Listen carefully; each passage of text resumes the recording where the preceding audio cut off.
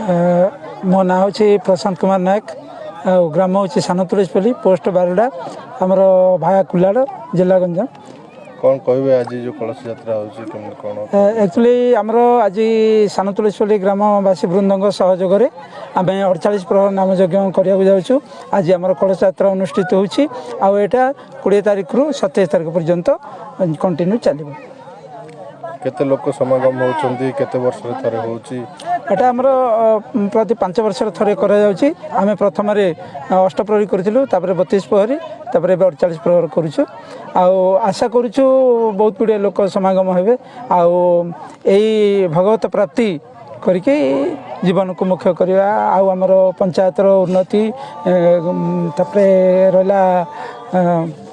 विश्वर शांति पाए आमे यज्ञ आयोजन करिछु। हरे कृष्ण मुझे पतित पवन दास राधा गिद्धि आश्रम कुलाटर आश्रम ब्रह्मचारी सेवा रही शास्त्र कहुई हरिनाम हरिनाम हरिनाम केवल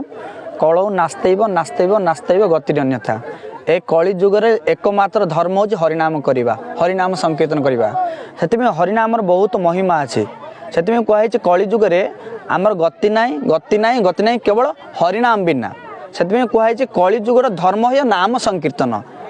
कली जुगर धर्म हूँ नाम संकीर्तन जेते धर्म तो आम लोप पाई गला किंतु हरिनाम द्वारा भगवान निजे कहते नामनाकारी बहुधा निज सर्वशक्ति मोठू मो नाम अधिक शक्ति अच्छे से वृक्ष लता पशु पक्षी आदि कही न पारती हरिनाम शुणिले से तरती से गाँ गौले आमर सब हरिनाम संकीर्तन हो। मो ना संजय कुमार नायक आमर सान तुलसीपल्ली ग्राम पोस्ट बारुडा पंचायत बारुडा थाना भंजनार जिला गंजाम। आज कह गले तो अतुलनीय खुशी से खुशीर ठिकाना ना। आज सान तुलसीपल्ली ग्राम छोट गाँ 35 घर हेल्ले किंतु जो ग्रामर सभापति महोदय सेक्रेटरी कमिटी वृंद और जो युव भाई मैंने अच्छा एत मात्रा खुशी जेहेतु गरीब गाँ आज किए सुराट गुजरात हैदराबाद थिले मध्य से माने मासे पूर्व आसी जो सहयोग संगठन करी एत बड़ कार्य करुछंती एवं आम पाखपाख अंचल समस्त सहयोग आज एत बड़ काम हो पारछि विश्वर शांति और मंगल पाई एवं आम पंचायत जिलार मंगल पाई आज धर्म अनुष्ठान काम चालू रही कि यज्ञ करछंती केते दिन धरि चालू रहइबो। आज तो 20 तारीख कलश यात्रा काली ठारू 21 रु 27 जाए नाम यज्ञ घृत यज्ञ अन्न यज्ञ चालू रहिबो एवं आम पाख अंचल समस्त लोक को आम निमंत्रित करिछु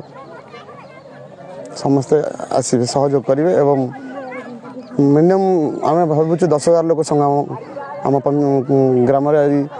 समस्त दर्शन करेंगे 10,000 ऊर्ध्व लोक संगम हम आशा।